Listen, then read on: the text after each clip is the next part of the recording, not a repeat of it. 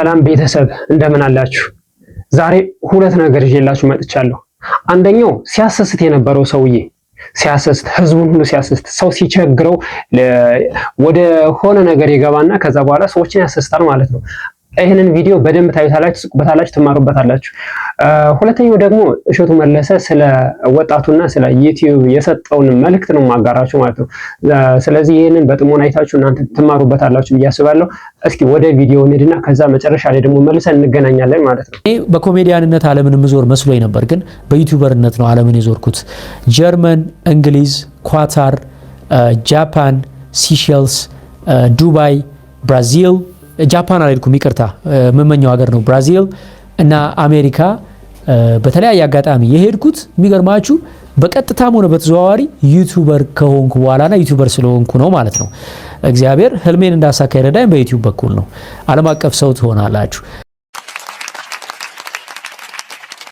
ዩቲዩበር ስትሆኑ ብዙ ስራ ስትሰሩ ምናልባት እንጀራ በልታችሁ ልታድሩ ትችሉ ይሆናል። ዩቲዩበር ስትሆኑ ግን እግዚአብሔር ለብዙ ሰው እንጀራ መንገድ አድርጎ ይጠቀምባችኋል።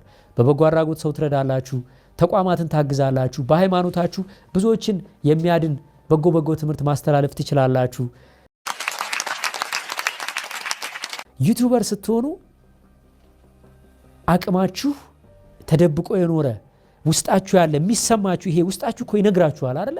የሆነ እምቅ አቅም እንዳለ ይነግራችሁ። እንዲሁም ምእመናንና ምእመናት በሕያው እግዚአብሔር ስም እጠይቃለሁ ይቅርታ። ኦርቶዶክሳውያንንም እያሳዘንኩኝ የማገለግለው አገልግሎት ከዚህ በኋላ መቋረጥ አለበት። እኔ የምወዳት እናቴ ዋጋ እየከፈለች ያለችው በእኔ ምክንያት ነው። አባቴ ዋጋ እየከፈለ ያለው በእኔ ምክንያት ነው። እውነቴን ነው።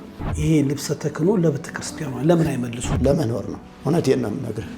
አይዞ ኦርቶዶክሳውያንንም እያሳዘንኩኝ የማገለግለው አገልግሎት ከዚህ በኋላ መቋረጥ አለበት። ሳይበራልኝ ሳይገባኝ ገብቼ እንደሱ ዘይት ተለቅልቀናል ሁላችንም ማለት ነው። ምንድነው?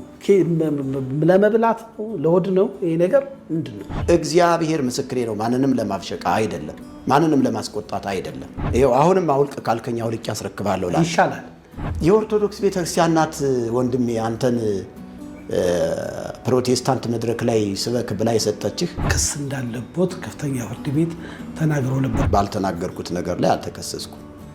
ይሄንን አጽንኦት ሰጥቼ መናገር ፈልጋለሁ። እኛም እንደ አንድ ሚዲያ ይቅርታ እንጠይቃለን። እቺ ትልቅ እናት ቤተክርስቲያንን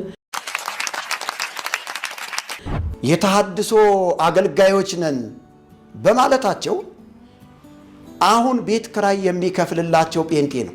አገልጋይ ሚስጥረ መዝገቡ ብለን እንጥራው። ተሐድሶ የሚባል ዲኖሚኔሽን እስካሁን ድረስ አልተፈጠረም፣ ሊፈጠርም አይችልም። የስም ጉዳይ ነው ያስጨንቀኝ። ይሄው ለቤተክርስቲያኗም ለሚመለከተው አካል ለአንድ አባት ስጡልን ብለው አድርሷል። አጥፍተሃል ብላችሁ ያዘናችሁ አባቶች እንዲሁም ምእመናንና ምእመናት በሕያው እግዚአብሔር ስም እጠይቃለሁ ይቅርታ። እንግዲህ እንዳያችሁት ቪዲዮን ማለት ነው። ሁለቱ የዛሬ መልእክቶች ናቸው። አንደኛው ያው በሰው ሲቸግረው ወደ ተለያየ መንገድ ይሄዳል፣ ወደ ተለያየ አቅጣጫ ይሄዳል ማለት ነው። ነገር ግን ራሳቸው ከመሰሳታቸው በላይ ደግሞ በርካታ ሰዎችን እያሰሳቱ ስለሆነ ከነዚህ ሰዎች እንድትቆጠቡ ነው። ዛሬ እንግዲህ ሁሉ ነገር ሲሞላለትና ሲስተካከለት እንዲሁም ደግሞ በቤተሰብ ላይ ጫና ሲበዛበት ተመልሶ መጥቶ ይቅርታ ይላል። ይቅርታ መጠየቁ አይደለም የሚያናድደው እዚህ ጋር ማለት ነው። ሰውየው መጀመሪያ ሲሄድ የነበረው ዓላማ እና ሲመለስ ያለው መልእክት የተለያየ ስለሆነ ነው። ስለዚህ መጀመሪያ ጥንቃቄ እናድርግ ነው። ሲቸግረን ብቻ ወደ አልሆነ ነገር ገብተን ህይወታችንን እንደገና ደግሞ ቤተሰቦቻችንን ሁሉ መረበሽ አይጠበቅብንም የሚለው ነው የአንደኛው መልእክት። የሁለተኛው ቪዲዮ ደግሞ እንግዲህ ዩቲዩብ ስንሰራ ወይም ደግሞ በዚህ በሶሻል ሚዲያ ፕላትፎርም ላይ ስንሳተፍ ትኩረት ማድረግ የሚጠበቅብን ነገር አለ። ያም ደግሞ ኮንሲስታንሲ የሚባል ወይም ደግሞ ወጥ የሆነ በቋሚነት ልንከተለው የምንችለው ዛሬ ስናገኝ ደስ ሊለን ስናጣ ደግሞ ሊከፋን የሚገባን ነገር መሆን የለበትም።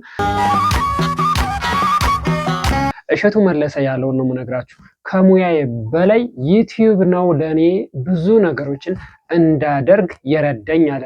ለ3.2 ሚሊዮን ተከታይ ቤተሰቦቹ ይህንን መልእክት አስተላለፈ። እባካችሁ ሁላችሁም ስራ አጥቻለሁ ብላችሁ እንዳትቀመጡ፣ ብቻ ግን በቻላችሁት መጠን ሞክሩ። እንዲሁም ደግሞ አለ ከፈለጋችሁ እኔ ጋኑና ሁሉን ነገር አሳያችኋለሁ ብሏል። በነገራችን ላይ ለወጣቱ እያደረገ ያለው ነገር በጣም የሚመሰገን ነው። እሸቱ መለሰ ማለት ነው ለወጣቱ እያደረገውና በግልጽም ደግሞ መልእክቱን እያስተላለፈ ያለ ጥሩ ሰው ነው እና ስለዚህ እሱን ልናመሰግነው ይገባል ማለት ነው። ሁላችንም እስከ መጨረሻው ድረስ ጸንተን ባለንበት ወይም ደግሞ በጀመርነው ስራ እንድንቀጥል ደግሞ ይኸው መልእክቴ ነው ማለት ነው።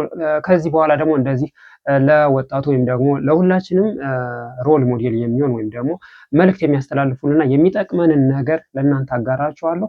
አዲስ ከሆናችሁ ግን ሳብስክራይብ እና እንዲሁም ደግሞ ሼር እያደረጋችሁ ቤተሰብ እንድትሆኑን በአክብሮት ጋብዛችኋለሁ ማለት ነው። ሰላም ሁኑልኝ።